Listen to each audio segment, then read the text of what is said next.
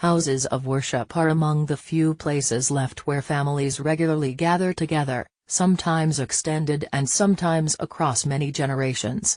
The First Baptist Church in Sutherland Springs, Texas, is no different. And within those walls on Sunday morning, gathered as always, were 3 generations of the Holcomb family. Brian Holcomb was walking up to the pulpit, preparing to lead the congregation in worship, when a gunman identified by officials as Devin Kelly, began to spray bullets at the worshippers. Holcomb, an associate pastor for the church, was killed in the gunfire, his parents, Joe and Clarice Holcomb, said in an interview with the Washington Post. Brian Holcomb's wife of about 4 decades, Carla Holcomb, was also in church Sunday. "She died too," said Joe Holcomb. Brian and Carla had a son, Mark Daniel Holcomb, 36.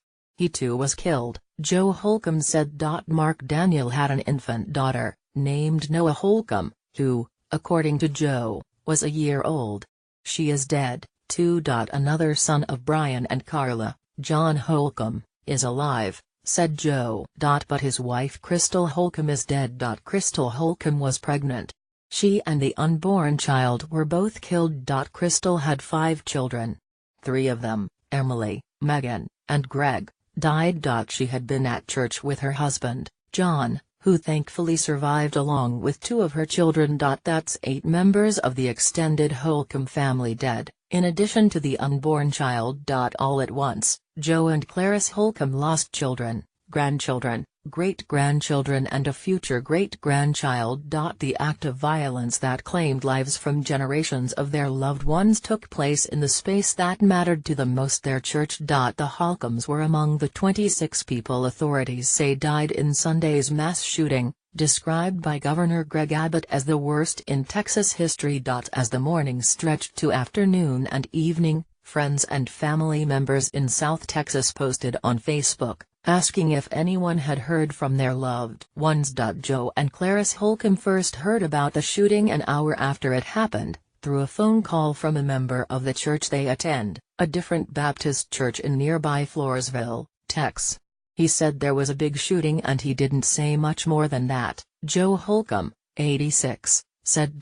Then, in a conversation with the church's head pastor, they started to hear the wrenching news. Brian and Carla?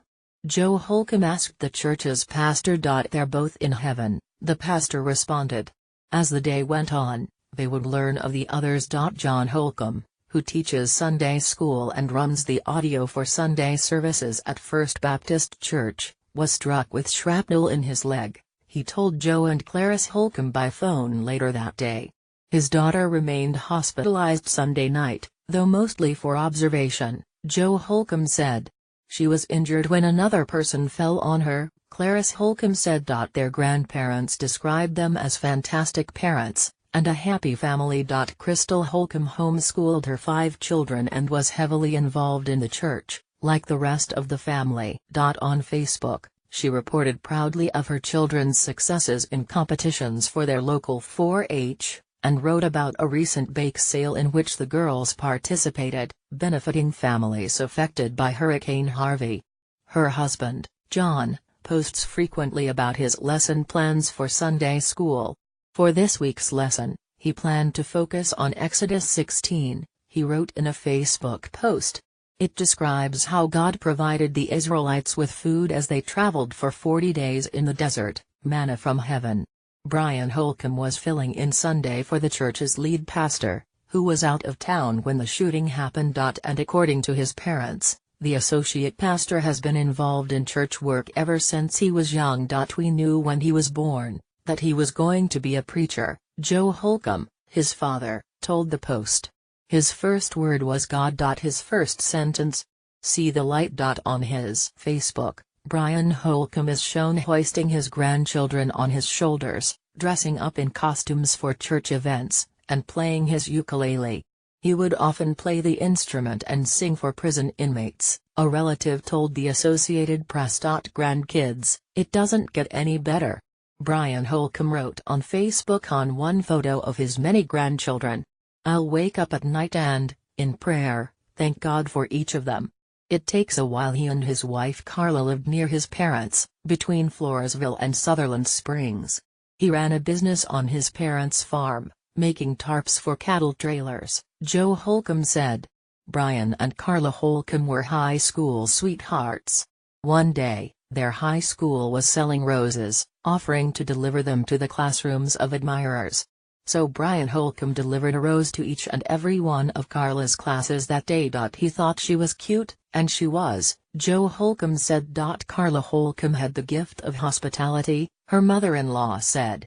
She had planned on hosting the family's Thanksgiving.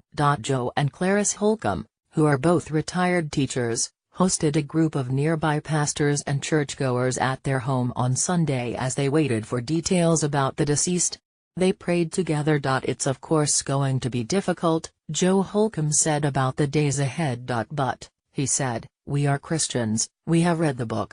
We know the ending, and it's good. They're in heaven, he added. And they're a lot better off than we are. The shooting at First Baptist Church shattered scores of other families in this rural, tight-knit community. Frank Pomeroy, the pastor of First Baptist Church, told ABC News that he did not attend the church service but that his teenage daughter, Annabelle Pomeroy, 14, was killed. She was very quiet, shy, always smiling, and helpful to all, Cynthia Rangel, 50, a resident of Stockdale, said of Annabelle Pomeroy. Rangel, a local emergency medical technician, said she knew 3 individuals who were hospitalized after the shooting and were undergoing surgery. This just all seems like it's not real. As Michael Ward pulled wounded congregants out of the church, he searched for his nephew, 3 nieces and his sister-in-law, the San Antonio Express-News reported. My nephew was outside with 4 bullets in him, he said of Ryland Ward, 5. And Rihanna, the bullet broke her glasses, and broke him off, and she said she hid underneath the pew and didn't get hit, he said of his 9-year-old niece. Sandy Ward told MSNBC that her 5-year-old grandson was in surgery, and her 7-year-old granddaughter was killed. She waited at the hospital Sunday with her son. He's a wreck, of course, as you can imagine, Ward told MSNBC. I'm just in shock. I'm numb, she added. My whole body's just numb. Joe and Clarice Holcomb said they're still coming to terms with what happened.